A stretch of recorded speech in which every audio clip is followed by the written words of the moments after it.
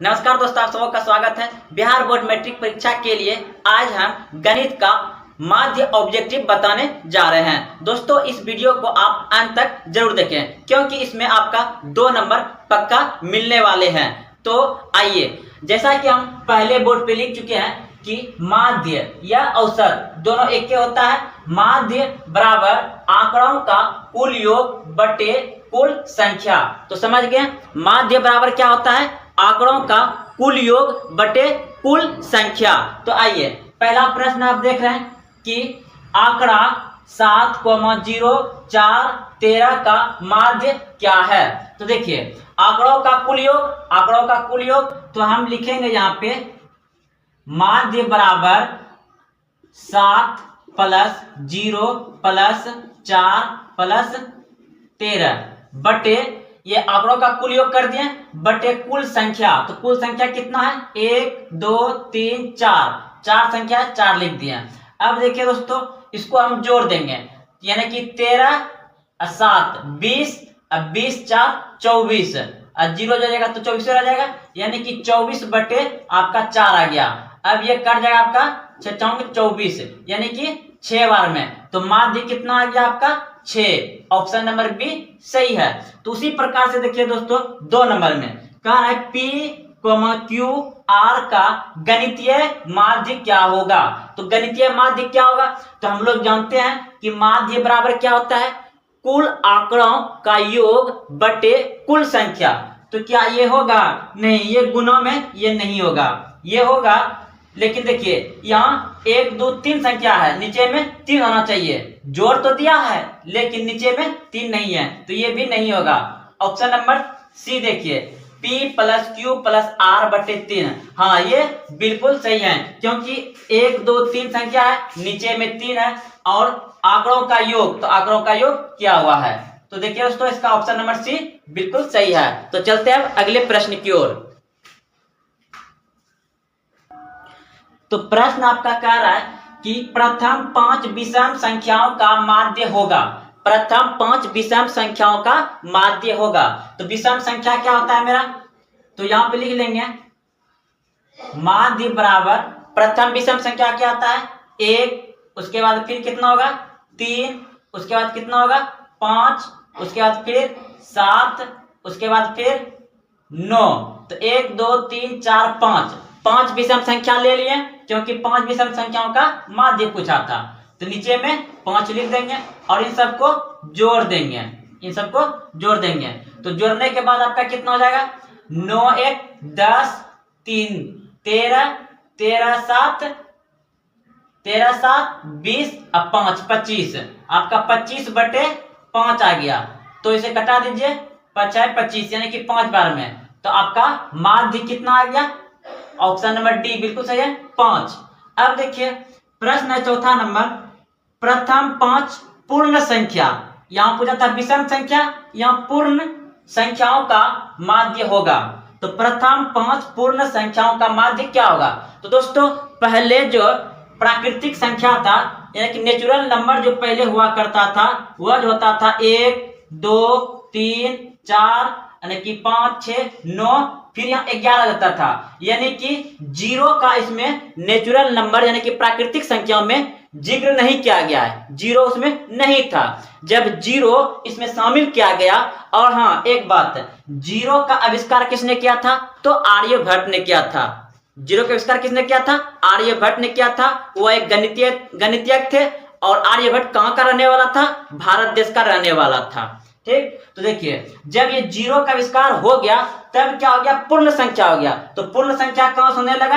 यानी कि 0 से स्टार्ट होने लगा। जैसे 0 1 2 3 4 ऐसे डॉट डॉट इनफिनिटिव जाएगा। तो इस तरह से पूर्ण संख्या का शुरुआत हुआ। तो देखिए, तो अब यहाँ पे पूर्ण संख्या समझ गए क्या होता है? जो 0 से शुरू हो उसे पूर्ण संख्या कहते हैं, और जो 1 से शुरू हो उसे प्राकृतिक संख्या कहते हैं। तो देखिए अब यहाँ पे तो 5 पूर्ण संख्या लेना है, तो पहले मेरा 0 आ जाएगा, उसके बाद फिर 1 2 3 4, 1 2 3 4 5, 5 संख्या ले लिए, बटे में 5 दे देंगे। अब इसे जोड़ दीजिए, तो 4 3 7, 7 2 9 1 10, 10 बटे 5, तो 5 दूनी 10 कट जाएगा। आपका 2 आ गया। तो 2 कहाँ है? ऑप्शन नंबर सी बिल्कुल सही है। तो प्रथम 5 पूर्ण संख्याओं का माध्य क्या होगा? 2 हो जाएगा। तो चलते हैं अगले प्रश्न की ओर। प्रश्न कह रहा है कि यदि 3, 4, 5, 17 तथा x का माध्य 6 है तो x का मान क्या होगा? तो दोस्तों हम सभी जानते हैं कि माध्य बराबर होता है कुल आंकड़ों का योग बटे कुल संख्या। तो आंकड़ा हमको कितना दिया गया है? 3 दिया गया है, plus 4 plus 5 plus 17 plus x बटे क्या कितना संख्या है? 1 2 3 4 एक 5 संख्या है, तो 5 लिख दिया। अब इन सभी को जोड़ देंगे। तो 17 3 20, 20 4 24, 24 5 29। तो 29 प्लस एक्स, 29 प्लस एक्स, तो 29 प्लस एक्स अब बटे में कितना जाएगा? 5 लिख दिया। अब बराबर देखिए हमको माध्य, यही माध्य हमको यहाँ पे 6 दे दिया है और आंकड़ा में से एक संख्या पूछा है जो कि x है। तो हम यहाँ पे माध्य को लिख लेंगे क्योंकि माध्य मेरा 6 था, तो 6 पे यहाँ पे लिख लेंगे। न कुछ तो बटे में 1 है। अब इस तरह का जब आ जाता है तो क्या करेंगे? कोना कोनी गुना। न कुछ तो यहाँ 1 रहता है तो कोना कोनी गुना करेंगे, तो इसको 1 से गुना कर देंगे तो से मेरा उतर जाएगा, यानी कि 29 प्लस एक्स बराबर इधर से गुना करेंगे तो 30 हो जाएगा, यानी कि 6 गुना 5। अब देखिए यहाँ पे 29 प्लस एक्स बराबर आपका आ गया 30। अब हम x को इधर रखेंगे बराबर 30 माइनस इधर आएगा 29, तो x बराबर कितना हो जाएगा आपका? 29 में 29 घटा तो 1 आ जाएगा, 1। तो आपका x का मान कितना आ गया? 1। ऑप्शन नंबर ए बिल्कुल सही है। तो दोस्तों अब अगले प्रश्न नंबर देखते हैं कि प्रथम 10 सम प्राकृतिक संख्याओं का माध्य क्या होगा? तो सम संख्या कर रहा है तो सम संख्या 2 से शुरू होता है, तो लिखिए यहाँ पे 2 प्लस इसके आगे क्या आ जाएगा? 4 plus 6 plus 8 plus 10 plus 12 plus 14 plus 16 plus 18 plus 20। देखिए 1 2 3 4 5 6 7 8 9 10 10 पूर गया क्योंकि 10 सम संख्या का आता लेने के लिए और नीचे में 10। अब इन सभी को जोड़ दीजिए। देखिए जोड़िए यहाँ से, ये तो 20 हो गया। देखिए 20 यानी ये 20 हो गया, 18 और 2 कितना होगा? 20। अब फिर यहाँ पे देखिए 16 4 20, और फिर देखिए 14 24, और फिर 12 8 20 और ये 10 है, यानी कि कितना हो गया यहाँ से आपका 20 20 40 40 20 60 60 20 80 80 20 100 और ये कितना हो जाएगा? 110। तो 110 बटे 10, ये 0 कट गया तो आपका बच गया सिर्फ यहाँ पे 11। तो आपका ऑप्शन नंबर सी सही है, क्योंकि इसको जोड़ के जितना मेरे पास टोटल नंबर रहता है उससे भाग देते हैं और नंबरों की संख्या। तो चलते हैं अब अगले प्रश्न की ओर। तो सवाल नंबर देख रहे हैं साहब, x, 3, 4, 5 का माध्य 3 है तो x का मान क्या होगा? तो वही दोस्तों अभी जस्ट बनाए, तो माध्य बराबर होता है कुल आंकड़ों का योग बटे कुल संख्या। तो आंकड़ा कितना दिया हमको? x प्लस 3 प्लस 4 प्लस 5 अब बटे कितना संख्या है? 1 2 3 4 संख्या है तो 4 लिख देंगे। अब क्या करेंगे? इन सभी को जोड़ देंगे तो कितना आ जाएगा? 5 4 9 9 3 12 12 प्लस एक्स 12 प्लस एक्स बटे में 4 अब बराबर माध्य हमको दे दिया है 3, तो यहाँ पे हम 3 लिख देंगे। न कुछ तो इसके नीचे 1, तो कोना कोनी गुना करेंगे, इसको कोना कोनी गुना करेंगे 1 से तो पूरा वही लिखा जाएगा 12 प्लस एक्स बराबर, इसको इधर से करेंगे तो 3 चौक 12, तो x बराबर क्या जाएगा? 12 और ये इधर आएगा तो घट जाएगा -12, तो x बराबर 12 में 12 घटेगा तो 0।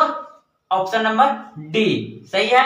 अब देखिए 13 और 19 के बीच समांतर माध्य है, तो समांतर माध्य है तो 13 और 19 दो संख्या दिया है तो 13 प्लस 19 बटे 2, तो कितना हो जाएगा, इसको जोड़िएगा तो 32 बटे 2, तो 16 दूना 32 यानी कि 16 आ जाएगा आपका। ऑप्शन नंबर बी सही है। तो दोस्तों बिंदु 2,3 एवं 4,1 के बीच की दूरी होगी। तो दोस्तों बीच की दूरी आप सभी को एक सूत्र याद होगा। सूत्र क्या है? वह सूत्र है √1 माइनस y2 पे होल स्क्वायर। इसे और बड़ा कर देते हैं, और फिर है इधर आपका x2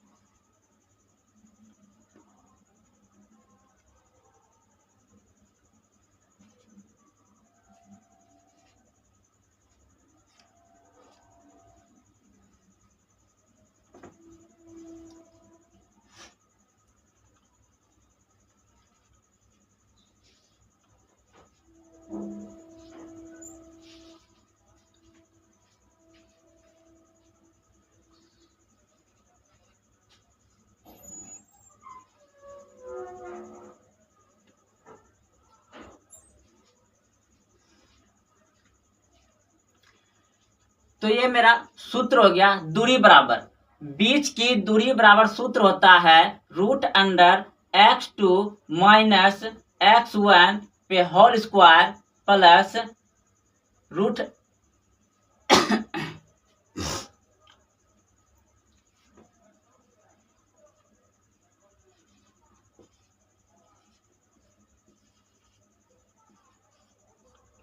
तो बीच की दूरी बराबर सूत्र होता है √x2 माइनस x1 पे whole square plus root under जो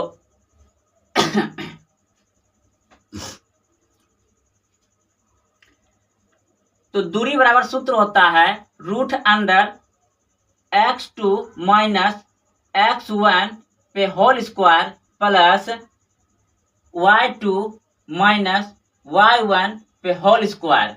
तो देखिए ये आपका जो बिंदु 2 को दिया गया है, तो ये फर्स्ट वाले टर्म में क्या मानेंगे, इसे x1 मानेंगे और इसे y1 मानेंगे।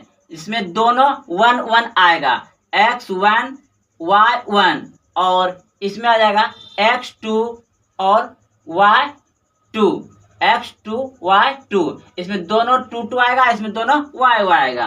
तो देखिए अब x1 जहाँ है बैठा देंगे और x2 जहाँ है बैठा देंगे, y1 जहाँ है बैठा देंगे और y2 जहाँ है वहाँ बैठा देंगे। तो चलिए इसको बैठा देते हैं, अब इसको पुट कर देते हैं। तो x2 कहाँ है, x2 यहाँ पे 4 है, लिख दिए, बीच में माइनस है, माइनस दे दिए।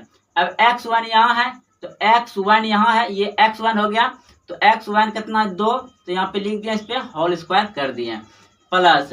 अब देखिए y2 कहाँ है, तो y2 यहाँ है, तो यहाँ पे लिख देते हैं 1 और फिर माइनस, और y1 कहाँ है, y1 यहाँ पे है 3, y1 यहाँ पे है 3, इस पे होल स्क्वायर कर दिए। देखिए जब भी इस तरह का प्रश्न रहे, दिया रहे बिंदु 2,3 एवं 4,1 के बीच की दूरी ज्ञात करें, तो बीच की दूरी बराबर सूत्र होता है √x2 माइनस x1 पे whole square plus y2 minus y1 पे होल स्क्वायर। तो पहले वाला टर्म को इसे हम मानेंगे, यहाँ पे इसको क्या मानेंगे, x1, और इसे मानेंगे y1, इसको मानेंगे x2 और इसको मानेंगे y2, समझ गए। तो देखिए अब उसी प्रकार से यहाँ x1 सॉरी x2 है, तो x2 मेरा कहाँ था, x2 ये था, तो x2 यहाँ पे बैठा दिए। अब यहाँ क्या x1, तो x1 यहाँ था, तो x1 यहाँ पे लिख दिए। उसके बाद दूसरे टर्म में आए y2 कहाँ था, तो y2 यहाँ है, तो y2 यहाँ पे बैठा दिए। अब y1 कहाँ था, यहाँ था, तो यहाँ पे लिख दिए। अब इसे सॉल्व कर दीजिए, तो इसमें 2 बच जाएगा स्क्वायर, अब माइनस इसमें कितना हो जाएगा, -2 बच जाएगा, इस पे भी स्क्वायर। तो अब इसको जब करिएगा तो रूट अंडर कितना आ जाएगा आपका, ये 4 हो जाएगा, सॉरी हाँ इसका 4 हो जाएगा माइनस, और इसका भी क्या हो जाएगा, इसका यहाँ पर हो जाएगा आपका ये भी 4 हो जाएगा, क्योंकि सम है तो माइनस, देखिए 2 गुना -2 करिएगा तो 4 हो जाएगा, और माइनस गुना माइनस प्लस हो जाता है, बीच में प्लस का चिन्ह है, ये प्लस का चिन्ह है, तो यहाँ प्लस का हो जाएगा, ये 4 हो जाएगा। तो रूट अंडर कितना हो गया आपका 8, तो इसका इस रूट अंडर 8 हो गया, तो इसको आप ऐसे लिख सकते हैं, यानी कि 4 गुना 2, तो इस 4 का 2 बाहर आ जाएगा और रूट अंडर 2 रह जाएगा, तो रूट टू कहाँ है, ऑप्शन नंबर ए सही है।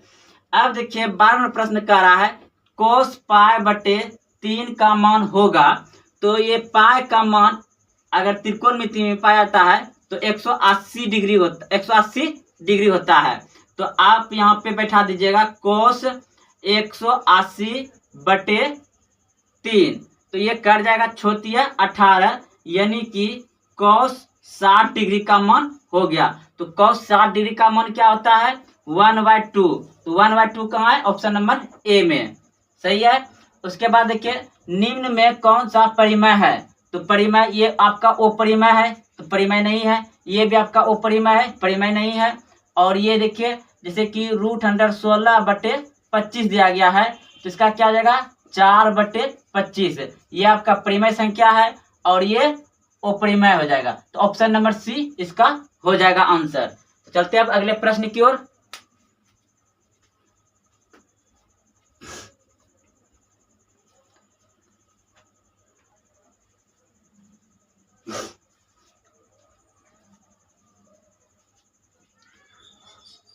अब 14 नंबर प्रश्न देखेंगे, दो संख्याओं का लोसो और मोसो 50 और 25 है तथा पहली संख्या 25 है, तो दूसरी संख्या ज्ञात करें। तो देखिए इसका जो एक सूत्र होता है उसे याद रखिए आप, क्या होता है पहली संख्या गुना दूसरी संख्या बराबर LCM गुना HCF, यानी कि LCM मतलब लोसो और HCF मतलब मोसो। तो देखिए पहली संख्या हमको दिया गया है 25 गुना दूसरी संख्या नहीं है तो दूसरी संख्या को ऐसे लिख देते हैं बराबर LCM कितना है, LCM यहाँ दिया है तो यहाँ 50 हो जाएगा गुना और मोसो यानी लास्ट हो जाएगा 25। तो देखिए बराबर में क्या आता है कट जाता है, बराबर में क्या आता है कट जाता है, तो आप ये 25 और ये 25 कटा दीजिए, तो दूसरी संख्या कितना आ गया आपका 50, ऑप्शन नंबर सी सही है। अब देखिए 15 नंबर सवाल, आंकड़ा 24, 15, 22, 13, 9, 10 तथा 30 का परिसर होगा। परिसर क्या होता है, इन आंकड़ों में से सबसे बड़ी संख्या को पकड़ेंगे, तो सबसे बड़ी संख्या 30 है और सबसे छोटी संख्या, तो सबसे छोटी संख्या 9 को माइनस कर देंगे, घटा देंगे, तो मेरा परिसर निकल जाएगा, यानी कि परिसर बराबर होता है उच्चतम संख्या माइनस न्यूनतम संख्या। परिसर बराबर होता है महत्तम यानी कि उच्चतम संख्या मतलब सबसे बड़ी संख्या और सबसे छोटी संख्या को घटा दीजिए, तो परिसर बराबर हो गया आपका, यहाँ पे घटा दीजिए कितना हो जाएगा 21। जब आंकड़ा दिया रहे और परिसर पूछे तो सबसे इन आंकड़ों में से बड़ी संख्या को पकड़िए और छोटका संख्या को क्या करिए घटा दीजिए, तो 30 में 9 घटाइएगा कितना बच जाएगा 21, तो 21 ऑप्शन नंबर बी में सही है। अब देखिए 16 नंबर सवाल कह रहा है √5 एक संख्या है। देखिए दोस्तों जितने भी रूट के अंदर आएगा और वह अगर यदि यहाँ पे 16 रहता तो इसका 4 बार हो जाता, क्योंकि इसमें 4 गुना 4 छुपा रहता है और इसमें 2 छुपा रहता है, तो 2 जोड़ा बाहर हो जाता है, 2 जोड़ा जब लगता है तो एक संख्या बाहर आता है पूरा पूरे।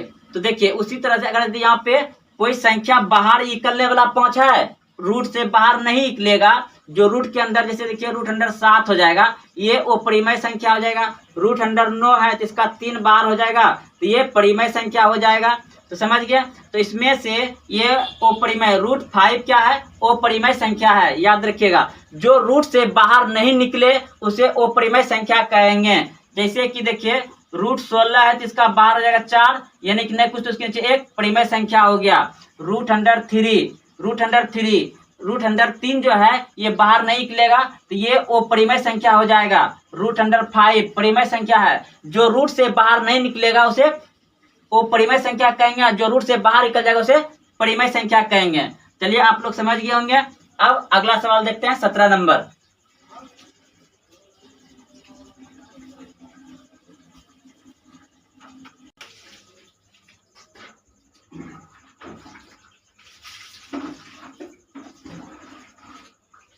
अब 17 नंबर प्रश्न देख रहे हैं, समांतर श्रेणी 0, -4, -8, -12 डॉट डॉट का सार्व अंतर ज्ञात करिए। तो सार्व अंतर यानी कि डी पूछ रहा है, तो सार्व अंतर डी बराबर होता है पद 2 माइनस पद 1, यानी कि ये एक पद हो गया, 2 पद हो गया, 3 पद हो गया, 4 पद हो गया, इसे सूचित करते हैं ए से।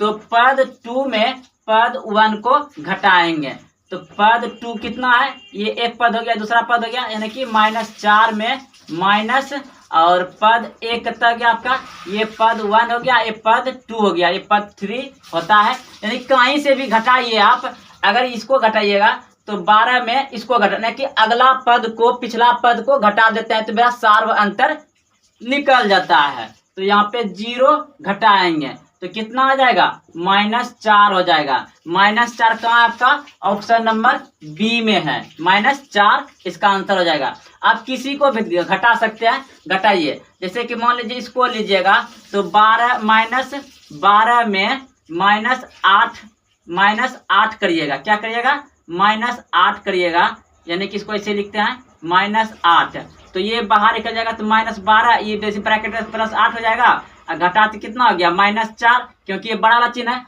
आप मतलब कि दूसरा में पहला संख्या जो मतलब उसके आगे का लीजिएगा, जस्ट उसके पीछे का संख्या को घटा दीजिए, सार्व अंतर निकल जाएगा, यानी कि डी बराबर आपका निकल जाएगा। तो हम क्या किए, दूसरा पद में पहला पद को घटा दिए, या आप चौथा पद में तीसरा पद को घटा दीजिए, यानी कि हमेशा पहला पद को उसके पीछे वाला पद से घटाना है। ठीक, जैसे देखिए हम ले लिए 12, और इसमें 12 में से यानी कि ये कौन सा पद है, 1 2 3 4, चौथा पद को में तीसरा पद घटा देंगे, हमेशा पीछे वाला पद घटाएं। देखिए -12 लिए थे, फिर माइनस घटाना है, फिर -8 को लिए, तो ये ब्रैकेट टूटेगा तो प्लस हो जाएगा, और -12 में 8 गया तो -4 हो गया। आपका -4 ऑप्शन नंबर बी में सही है। तो सार्व अंतर निकल गया, समांतर श्रेणी का 17 नंबर समझ गए आप।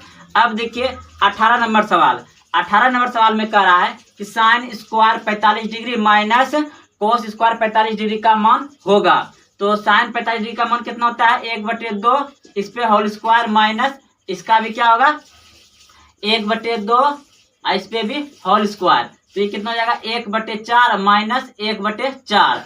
तो इसका आप एलसीएम लीजिएगा तो कितना आ जाएगा, इसका एलसीएम लीजिएगा तो 4, यानी कि 4 का 4 -1 यानी कि 0/4। जब 0 आ जाता है ऊपर में तो उसका मान हमेशा 0 होता है, तो ऑप्शन नंबर ए सही हो जाएगा।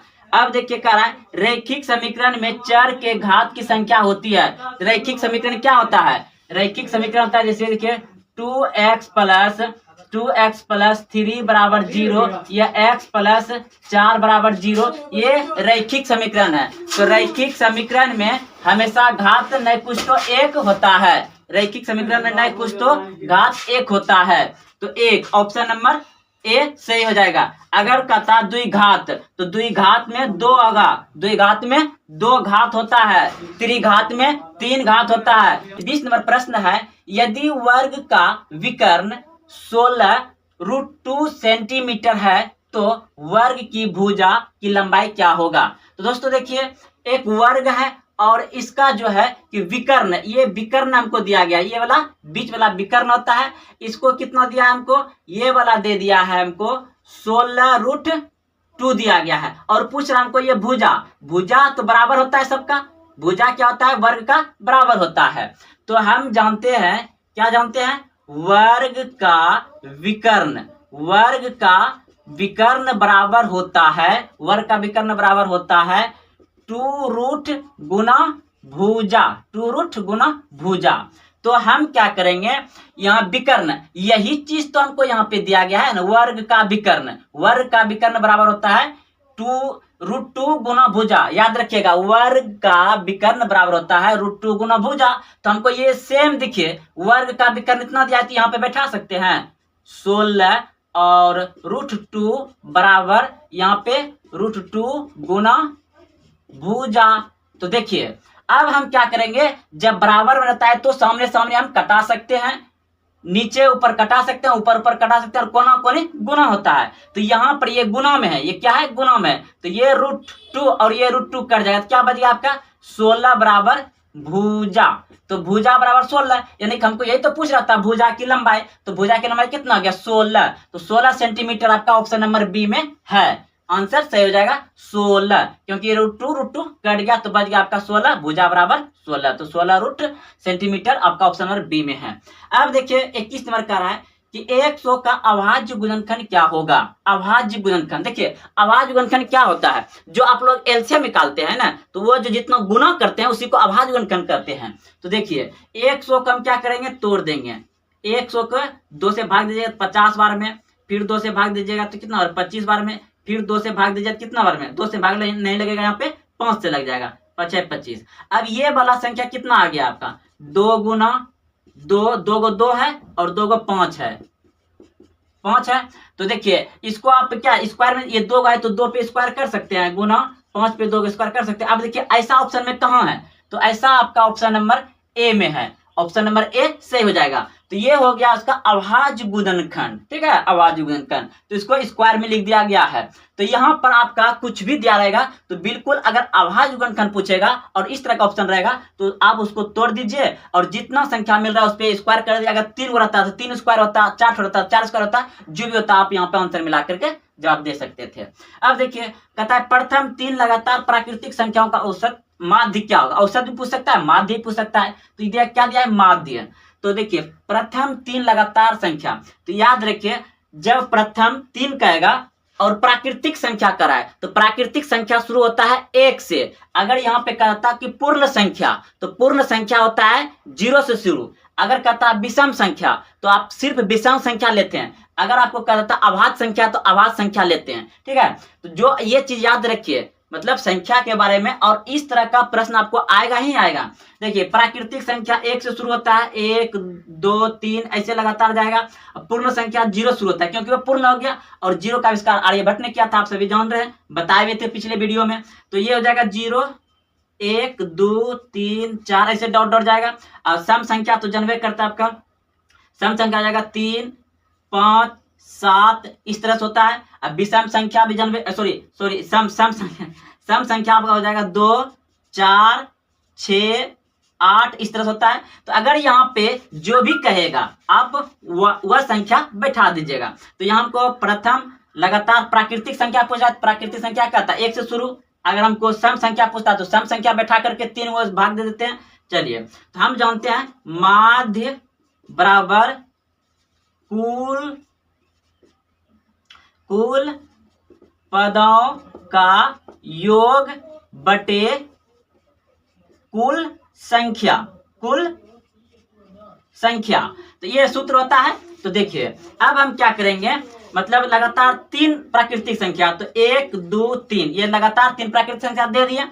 अब हमको पूछा है माध्य, तो माध्य हम जानते हैं कि लगातार जितना ये आंकड़ा बन गया ना तो इसको जोड़ देंगे। तो क्या कर देंगे, जोड़ देंगे और जितना संख्या उतना लिख देंगे। तो कितना है 3 1 4 कितना हो जाएगा आपका 3 2 5 1 6 यानी कि 6/3 और 3 2 6 यानी कि 2 बार क्या आ गया, 2 बार में कट गया। तो माध्य कितना हो गया आपका 2, ऑप्शन नंबर बी सही हो जाएगा। तो चलते हैं अगले प्रश्न की ओर।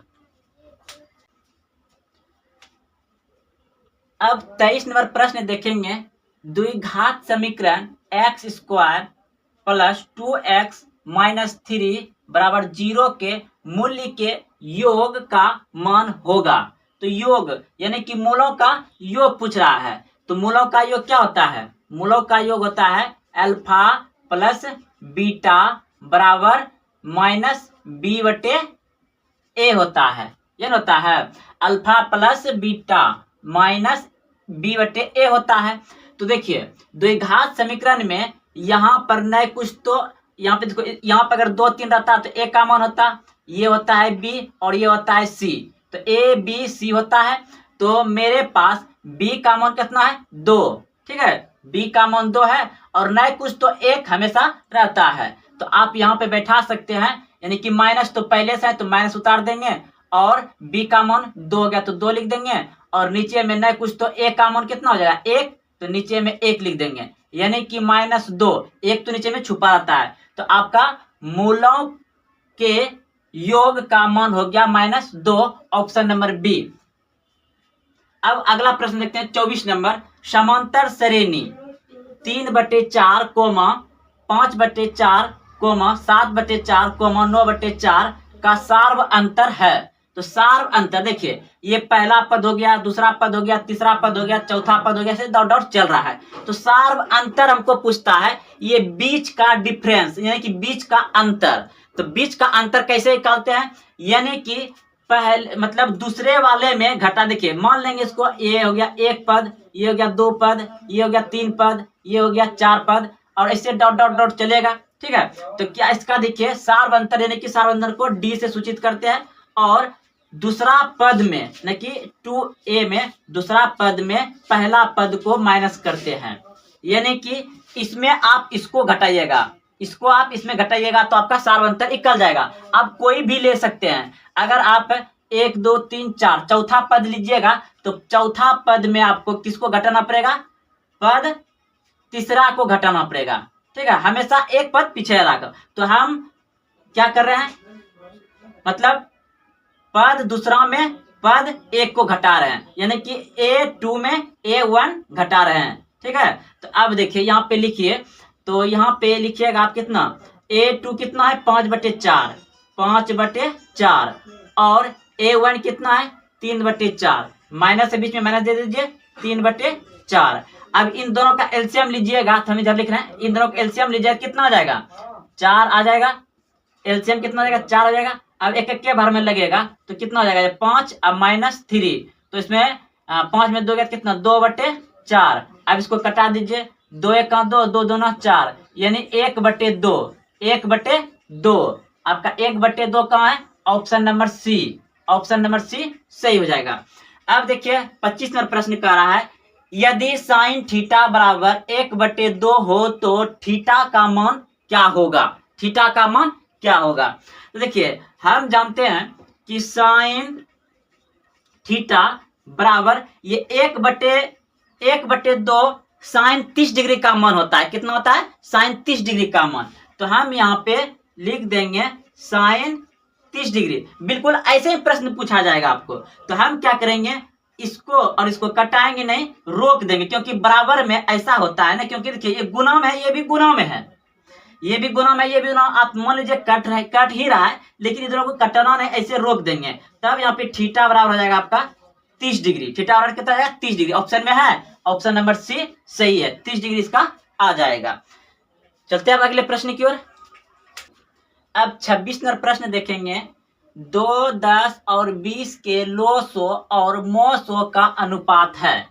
तो लोसो और मोसो का अनुपात पूछा है, यानी कि एलसीएम अनुपात HCF। लोसो और मोसो का अनुपात पूछा गया है, एलसीएम और HCF, एलसीएम और HCF पूछा गया है।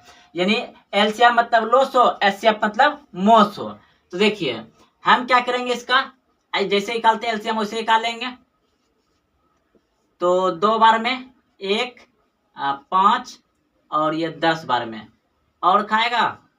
देखिए इसमें 5 से, यानी कि यहाँ हो जाएगा 1, ये 1 2। अब देखिए एलसीएम क्या होगा, यहाँ से गुना कर देंगे सबको, एलसीएम हो जाएगा। एलसीएम यहाँ से गुना करेंगे तो एलसीएम हो जाएगा, यानी कि 2 गुना 5 गुना 2 बराबर कितना हो जाएगा, 5 दूनी 10, 10 दूना 20। ये हो गया मेरा क्या, एलसीएम, यानी कि लो सो। अब एक बात ध्यान से देखिए, अब हमको निकालना है एचसीएफ यानी कि मोसो। तो मोसो इसी में से निकालेंगे, याद रखिएगा, ध्यान से सुनिए और देखिए।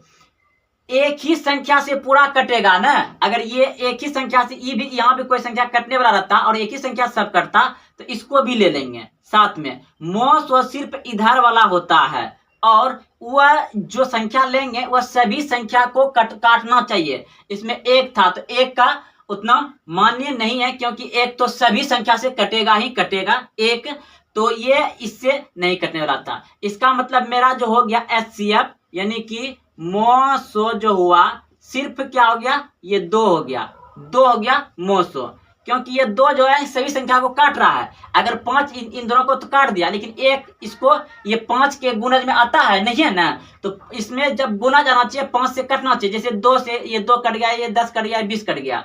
अगर 5 से तीनों कटता तो हम 5 को भी ले लेते हैं, लेकिन नहीं कटा।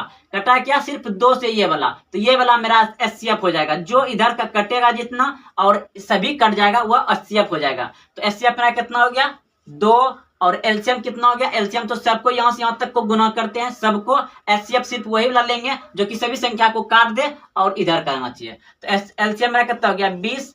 ठीक, अब देखिए इसको अनुपात बैठा दिया। क्या ये अनुपात तो बैठा दिया, लेकिन ये अनुपात में सही नहीं है।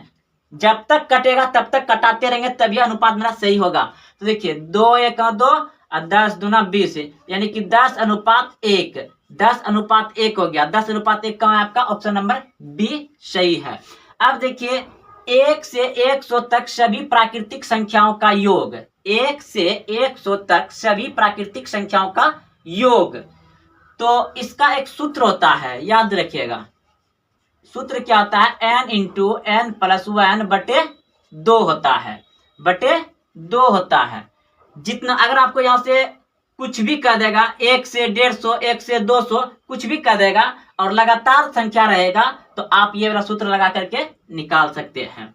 तो n यानी कि कितना है, 100 मेरा है, n 100 हो जाएगा। तो 100 इंटू, क्योंकि लास्ट संख्या ये ना है तक करा, 1 से n मतलब हो गया लास्ट अंतिम वाला पद, ठीक है, 100 पद। तो 100 ले लिया n के जगह पे, फिर 100 प्लस 1 ब्रैकेट ऑफ बटे में 2।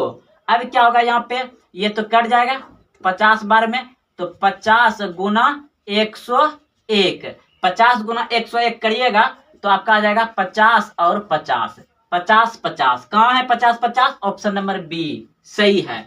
अब देखिए करा है कि निम्न में से कोट के बराबर है, तो कोट के बराबर है, तो आप सबको याद होगा ये सूत्र है। तो कोट थीटा बराबर क्या होता है, कोट थीटा बराबर होता है कोस थीटा बटे साइन थीटा, कोस थीटा बटे साइन थीटा होता है। और टेन का क्या होता है, टेन थीटा बराबर क्या होता है, उल्टा इसका, साइन थीटा बटे कोस थीटा। तो ये कोट के बराबर पूछ रहा है, तो कोट के बराबर कौन सा, ये वाला है।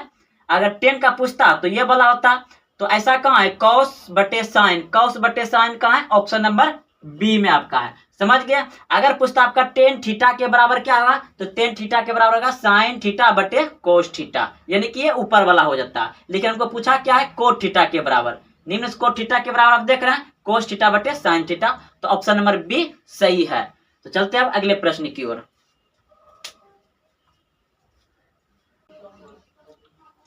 अब 29 नंबर प्रश्न देखेंगे, वृत्त पर कितनी स्पर्श रेखा खींची जा सकती है, यानी वृत्त पर या एक वृत्त पर कितनी स्पर्श रेखा खींची जा सकती है। तो एक वृत्त है ये, इस पे कितने स्पर्श रेखा खींची जा सकती है। तो देखिए एक रेखा खींच दी है, ये इस तरह से एक रेखा खींचा गया, इधर से ये 2 रेखा खींचा गया, इधर से 3 रेखा खींचा गया, इधर से 4 रेखा, इधर 5, यानी कि इधर से स्पर्श सटा होना चाहिए, तो स्पर्श ये हो गया। फिर हम यहाँ से खींच सकते हैं, फिर यहाँ से, यानी कि अनंत।